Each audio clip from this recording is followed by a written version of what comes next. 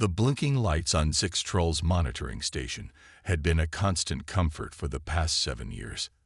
Every 12 hours, like clockwork, the communication bursts from Earth arrived at Galactic Council headquarters, carrying diplomatic updates, cultural exchanges, and the casual greetings that had become the foundation of interstellar friendship. But today, the lights remained dark. "System check," Zixtrol commanded, running 3 fingers over the control panel. The diagnostic program confirmed what the alien already suspected. Nothing was wrong with the receiver. The problem was at the source. Earth had gone silent. Zixtrol's skin rippled with concern, the pale blue membranes between his fingers fluttering as he initiated the emergency protocols. Within minutes, the highest levels of Council leadership were gathering in the crisis chamber, their varied physiologies all displaying signs of alarm. "How long has it been?" asked High Counselor Vrex, her crystalline form catching the light from overhead. 14 standard hours since the last scheduled transmission," Zixtrol reported. "We've attempted contact through all established channels. There is no response from any Earth station, orbital, planetary, or lunar." The room fell quiet. In the 50,000 years of Galactic Council history, this pattern had played out before. Civilizations that suddenly went silent rarely returned to the interstellar community. Most were later found destroyed by natural disaster, technological catastrophe, or worse. "What about the humans stationed off-world?" asked Mirakon, the reptilian defense minister. Zixtrol brought up a holographic display. "We have 18 Earth diplomats currently in Council space. The highest ranking is Alan Foster and his wife Lisa, who are serving on Proxima. On the alien world of Proxima," Alan Foster stared out the window of his diplomatic quarters, trying to control his growing panic. 6 hours ago, he'd been notified that contact with Earth had been lost. Now he and Lisa were fielding calls from increasingly worried alien officials. "I don't know anything more than you do," Alan explained to the Proximan Prime Minister, whose tentacled face filled the view screen. "Our scheduled update from Houston never arrived. That's all we can confirm."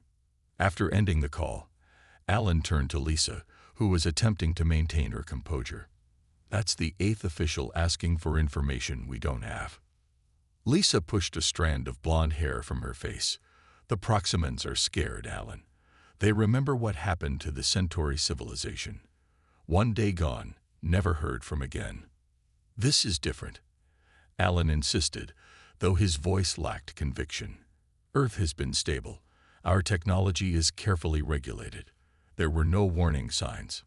Back at Council headquarters, emergency measures were already being implemented. Zixtrol watched as defense grids throughout Council space were activated, not because anyone believed humans were a threat, but because whatever had silenced Earth might not stop there. "We must send an investigation team," announced High Counselor Vrex. "Immediately." Defense Minister Mirakon objected. "If this is some new form of attack, we could be sending our people into danger. And if our friends need help, we would be abandoning them," countered Ambassador Lilvin, whose species had formed especially close bonds with humans through cultural exchange programs. The debate continued as star charts were displayed, showing Earth's position in the galactic arm. Nothing unusual had been detected in that sector of space. No anomalous energy readings, no unregistered ships. 7 billion humans, countless other Earth species, all their cities and achievements. Everything appeared to have simply stopped communicating in an instant. As the Council authorized a reconnaissance mission, Zixtrol couldn't shake a growing sense of dread. The last civilization that had gone silent this way had been found reduced to ash. He could only hope Earth had met a kinder fate. The Great Hall of the Galactic Council buzzed with anxious chatter. Representatives from 27 spacefaring civilizations gathered in small clusters, their voices a mix of worried tones and rising panic. 3 days had passed since Earth went silent, and fear was replacing shock. "The humans must have developed something dangerous," hissed Sectora, a delegate from the warrior species Draconis. Her scaled skin gleamed under the hall lights as she addressed the gathering. Remember their history, always pushing boundaries, always testing limits. Ambassador Lilvin shook his feathered head. That's unfair. Humans have been transparent with their research since joining the council. Then where are they? Demanded another voice. 7 billion beings don't simply vanish. On Proxima. Alan and Lisa Foster faced growing suspicion. What had begun as concern was quickly souring into mistrust. The diplomatic apartment that had been their home now felt like a cage, with Proximan security for their protection stationed outside. Alan paced the room, his shoulders tense. They're starting to see us as potential threats rather than allies. Lisa looked up from her data tablet. Can you blame them? The Centauri vanished 300 years ago, and the investigation found only ruins.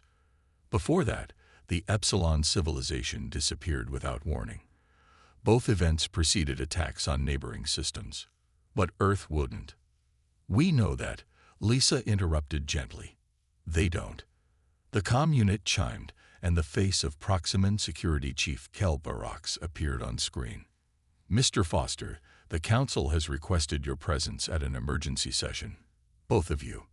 The journey to the Council homeworld took 18 hours in the Proximan diplomatic vessel. During the flight, Alan and Lisa watched as news broadcasts from across the galaxy speculated wildly about Earth's silence. One program showed protesters outside Earth embassies on 3 different worlds. Another featured a prominent alien scientist suggesting humans might have accidentally opened a dimensional rift. The worst was a military analyst coolly discussing the possibility that Earth was preparing for aggressive expansion. They're afraid, Lisa whispered. And fear makes people irrational. When they arrived at Council headquarters, Zixtrol met them personally. The alien's usual composed demeanor had given way to obvious stress, with patches of his skin flaking, a sign of extreme anxiety in his species. I'm glad you're here, he said, leading them through corridors filled with staring aliens. The militant faction is gaining influence. They're pushing for a preemptive defensive operation. Ellen stopped walking. You mean an attack on Earth? Based on what evidence? Fear requires no evidence, Zixtrol replied quietly. But there is something else. Our long-range sensors detected unusual energy patterns near your Neptune before communication ceased. Inside the council chamber, the Fosters found themselves standing before representatives of a frightened galaxy. High Counselor Vrex gestured for silence as questions and accusations flew from all sides. Humans Alan and Lisa Foster, she announced, the Council requires any information you possess about Project Blackout. Lisa frowned. We know nothing about such a project. Our intelligence suggests Earth has been developing technology to mask entire planets, said Defense Minister Mira Khan. Is this part of a larger strategy? Alan stepped forward. This is the first we've heard of it. But rather than speculating, shouldn't we be organizing a mission to Earth? If our people are in danger, or if they are the danger, interrupted Sectora. After heated debate, the Council voted. A reconnaissance mission would launch immediately, with the Fosters aboard, both as guides and as insurance. If Earth had indeed fallen to some external threat, the galaxy needed to know. And if humans were planning something dangerous, the Council wanted human representatives within reach. As the session ended, an aide approached with urgent news. 3 more Earth outposts in distant systems had gone dark, exactly matching the pattern from Earth itself. The silence was spreading. The starship Horizon Seeker hummed with tension as it prepared to depart from the Galactic Council spaceport. Captain Greg Wilson, a veteran alien diplomat with silver-streaked hair and steady hands, studied the crew assembled on the bridge. They made for an unusual sight. 6 different species working side by side, united by a common mission that carried equal measures of hope and dread. Final checks complete, Captain, reported Krelvor, the ship's science officer. The tall, thin alien's 4 eyes blinked in sequence as he reviewed the data. Course plotted for Sol system. Greg nodded. Thank you. Time to departure. 17 minutes, replied Maria Diaz from the communication station. Her diplomatic training had made her the natural choice to maintain relations among the diverse crew. Council wants final authorization before we launch. Across the bridge, Alan Foster stared at the view screen, which currently showed only the bustling spaceport. His wife Lisa stood beside him, both still processing how quickly they had gone from respected diplomats to potential hostages. "They don't trust us," Alan whispered. Lisa squeezed his hand. "They're scared. We would be too." The ship's engineer, Paul Jackson, emerged from the lower decks and approached the captain. "Engines are running at peak efficiency, but I'm concerned about the long-range sensors. They're picking up unusual energy patterns at the edge of your solar system." Greg frowned. "Similar to what was detected before Earth went silent." "Yes, but stronger now. Whatever it is, it's growing." The authorization came through, and the Horizon Seeker lifted smoothly from the docking bay. As they cleared the atmosphere, the ship's engines engaged fully, pushing them into the vast darkness between stars. The journey to Earth would take 3 weeks at maximum speed, 3 weeks during which fear and speculation could fester among the crew. Greg knew his first responsibility was maintaining order and focus. "I want daily briefings from all department heads," he announced. "We need to prepare for every possible scenario we might find. And I mean every scenario." During those first days, the crew worked with professional efficiency, but mealtimes revealed the true state of their thoughts. Conversations inevitably turned to theories about Earth's silence.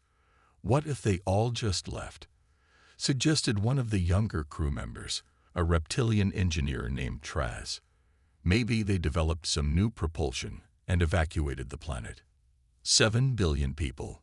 Maria shook her head. Where would they go? Krelvor had his own theory.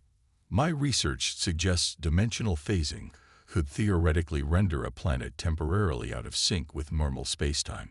Or maybe someone attacked them," said the security chief, a gruff alien named Dorn, "and we're flying straight into the same trap." Alan and Lisa did their best to answer questions about Earth, but found themselves increasingly isolated as suspicions grew. Only Paul Jackson made consistent efforts to include them, sharing meals and swapping stories about his childhood in Nebraska. On the 10th day of their journey, Paul burst onto the bridge during the night shift, his face pale. "Captain, you need to see this." The main screen displayed sensor readings from the approaching solar system. Energy patterns unlike anything in Council records were spreading outward from Earth's position. "What am I looking at?" Greg asked.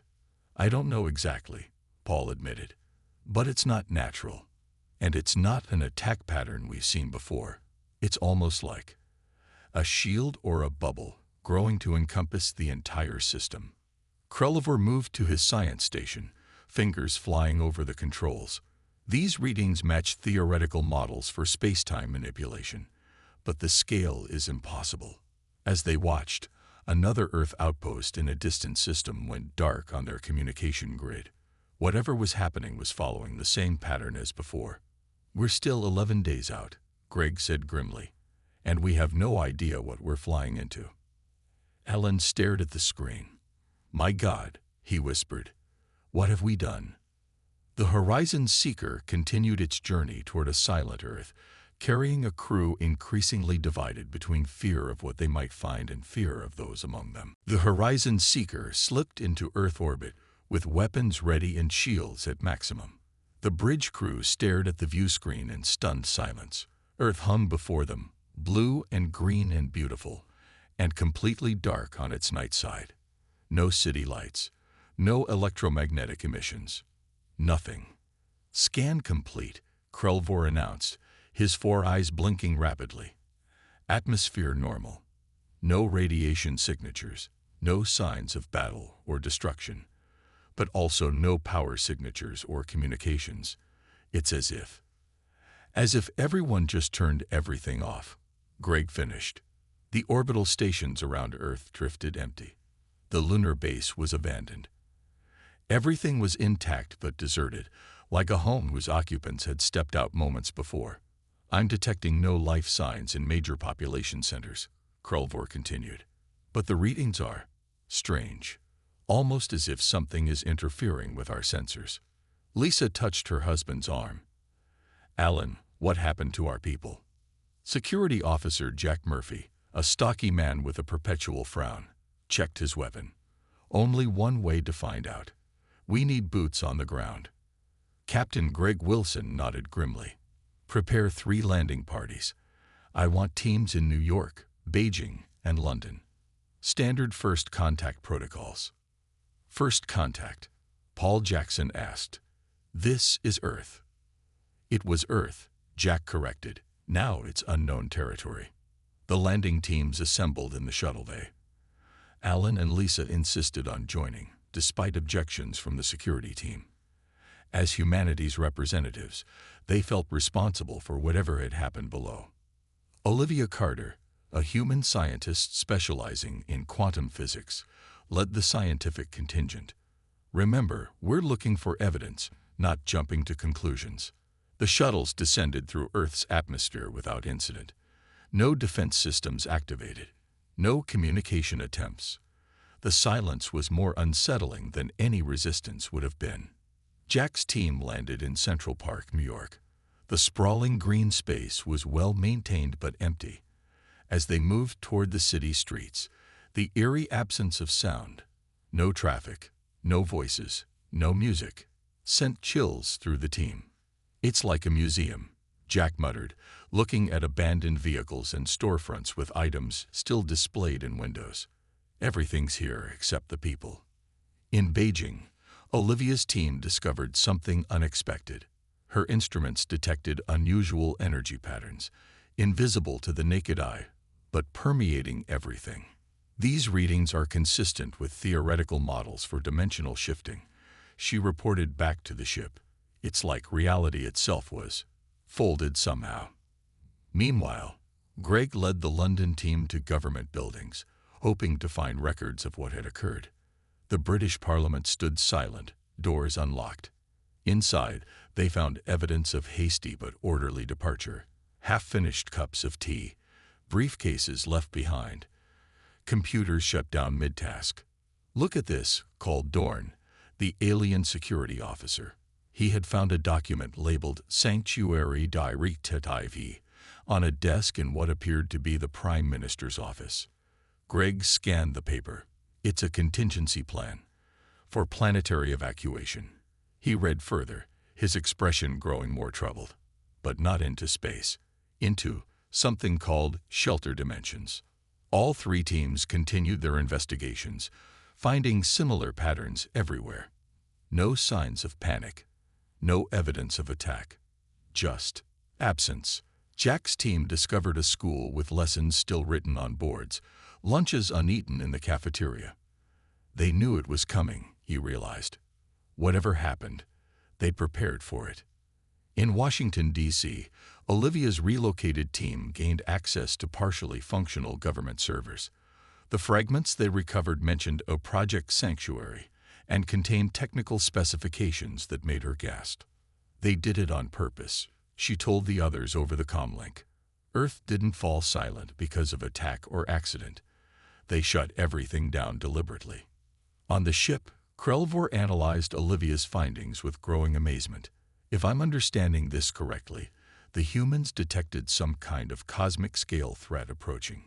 Instead of evacuating to space, they evacuated to another dimension, Lisa whispered. All of them. Greg stared at the silent Earth below. But why couldn't they tell anyone? And where are they now? The mountains of Colorado stood silent against the clear blue sky as the shuttle from the Horizon Seeker touched down in a clearing. Based on fragments of data recovered from government servers, the team had traced the heart of Project Sanctuary to this remote location. According to these coordinates, the facility should be right here, Olivia Carter said, frowning at her handheld scanner. The rocky terrain revealed nothing unusual to the naked eye. Jack Murphy knelt and ran his hand over what appeared to be natural stone. It's here. They just didn't want anyone finding it. He pulled a specialized sensor from his pack and moved it slowly across the ground. There, A faint outline appeared, revealing the edges of what might be an entrance. The team worked methodically, searching for access mechanisms. Krelvor, who had joined this expedition, studied the pattern of rocks. Fascinating. They used the natural formation as camouflage, but enhanced it with some kind of perception filter. After 20 minutes of searching, Paul Jackson discovered a small, nearly invisible panel embedded in a boulder. "I think I found something," he called out. The engineer examined the dusty interface. "It needs power, but the system's dead." Susan Garcia, a compact woman with quick hands who specialized in power systems, joined him. "Let me try something." She connected a portable generator to the panel, carefully adjusting settings. "If I can match the original current specifications." The ground suddenly trembled beneath them. A section of the mountainside slid aside with surprising smoothness, revealing a dark passage leading downward. "Motion detected after all this time," Krelvor mused. Their technology was designed to last. The team activated lights and moved cautiously into the passage. The tunnel descended steeply, carved through solid rock and reinforced with advanced materials. After nearly half a mile, it opened into a vast underground chamber that took their breath away. "My God," whispered Susan, "it's a city." Before them stretched an underground complex of staggering proportions. Buildings, streets, and infrastructure spread out beneath the artificial sky of the cavern ceiling. Signs of hasty departure were everywhere. Personal items left behind, vehicles abandoned mid-street. This was a staging area, Greg realized. They gathered here before, whatever happened next. The team split up to explore the facility. In what appeared to be the central command center, Susan managed to restore partial power.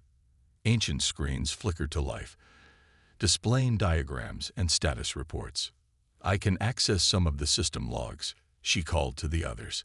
"According to this, Earth detected something approaching from deep space 5 years ago. Something massive that didn't match any known phenomenon." Olivia joined her at the console. "Does it say what it was?" "They called it the Void. Some kind of cosmic-scale energy pattern that consumes everything in its path. Previous civilizations may have fallen to it." Jack frowned. "Why not just evacuate to other star systems?" "Because it wasn't just targeting Earth," Susan explained, scrolling through more data. "The projection showed it would sweep through this entire sector of the galaxy within decades. Nowhere was safe." In another section of the facility, Krelvor and Alan discovered the technical heart of Project Sanctuary, enormous machines that hummed with residual energy. "These are dimensional shifters," Krelvor said, awe in his voice. "They created pocket dimensions, shelter realities, and moved the entire human population into them." "But why the communication blackout?" Alan asked. "The technology required complete electromagnetic silence," Krelvor explained, studying the machinery. "Any signals might have destabilized the dimensional boundaries." Greg's voice came through their comms. "We found the evacuation timeline. They moved billions of people through dimensional gates over the course of 3 months. The final phase was completed just before we lost contact with Earth." "There's more," Susan added. "A skeleton crew of volunteers stayed behind in stasis pods to monitor the systems and bring everyone back once the void passed. They were supposed to reestablish contact after 6 months." "So where are they?" Lisa asked, voicing what everyone was thinking. In the deepest level of the facility, Paul discovered the answer. A chamber of stasis pods, all empty except one that still pulsed with dim light. The monitoring systems showed critical failures in the reemergence protocols. "Something went wrong," he reported. "The volunteer crew never woke up. And without them, there's no way for the billions in the shelter dimensions to return." The lone functioning stasis pod hummed softly in the dim light of the underground chamber. The team gathered around it, staring at the face of the man suspended within. "The last human left on Earth. His vital signs are stable," reported Velthak, the alien doctor who had joined them from the ship. The blue-skinned physician studied the readouts with all 4 of his hands moving across different controls. But the stasis field is deteriorating. If we're going to revive him, it must be now. Do it, Greg ordered. He might be our only chance to understand what happened. Velthak carefully initiated the revival sequence. The pod's cover slid back with a soft hiss, releasing a cloud of preservation mist. The man inside, broad-shouldered, with a commander's insignia on his uniform, took a sudden, gasping breath. "Easy," Velthak said, supporting him. "You've been in stasis for some time."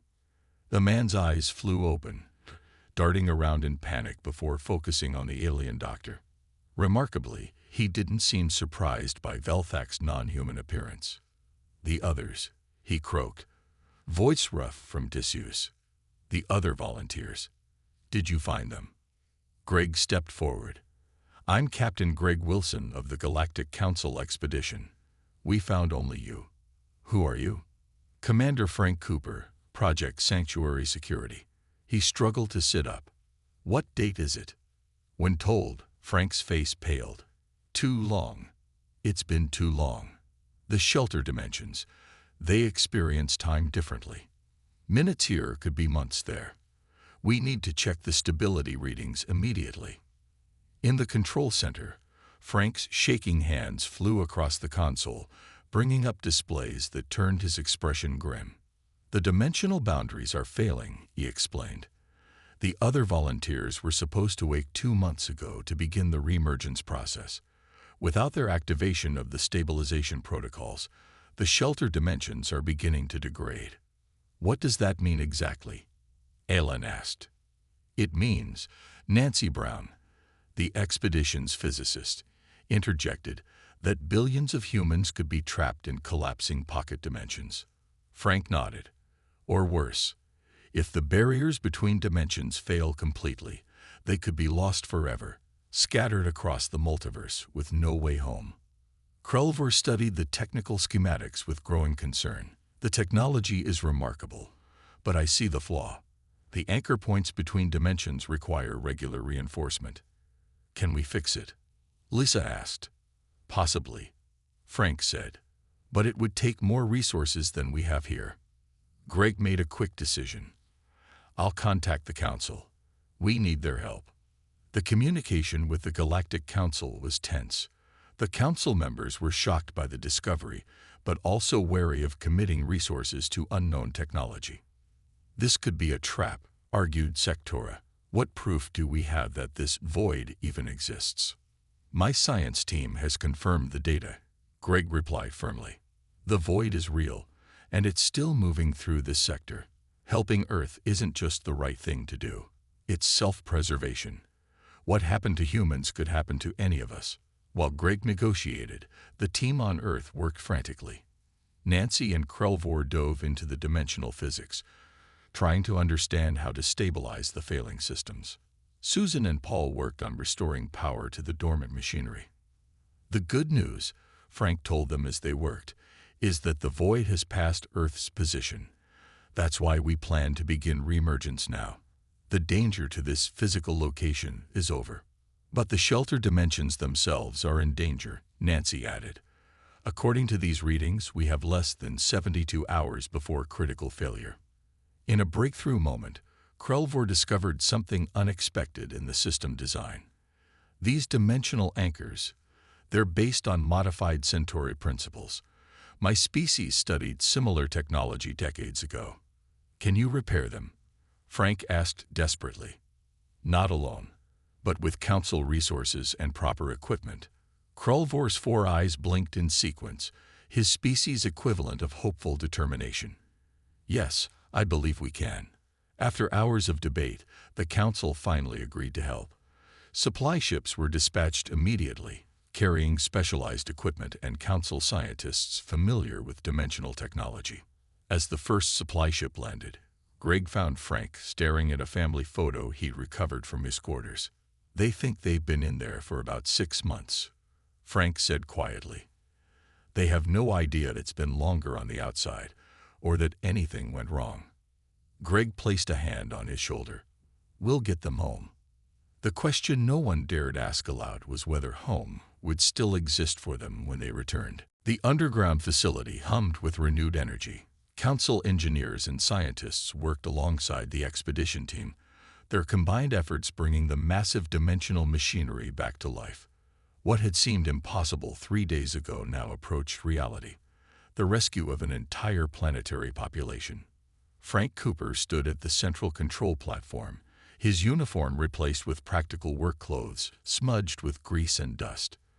The last 72 hours had been a blur of technical challenges, theoretical breakthroughs, and moments of near failure. Krelliver nodded in satisfaction, his slender fingers manipulating the holographic controls with precision. The modified Centauri algorithms are holding. We're ready to begin the reemergence protocol. Around them, the vast chamber had transformed into a hive of activity. Council members from 6 different species monitored various systems, each bringing their civilization's unique expertise to the unprecedented rescue operation. Nancy Brown approached Frank with the final simulations. "We can only bring them back in stages," she explained. "Too many at once would overwhelm the system. I suggest starting with the volunteer crew first. They can help manage the larger reemergence." Frank took a deep breath. "Let's bring them home." Greg Wilson watched from the observation platform as the dimensional gateway activated. A shimmer appeared in the center of the chamber, like heat rising from summer pavement, gradually expanding into a doorway of swirling energy. Establishing connection to Shelter Dimension Alpha, Susan Garcia called out, her hands steady on the controls despite the tension evident in her voice. "Connection stable.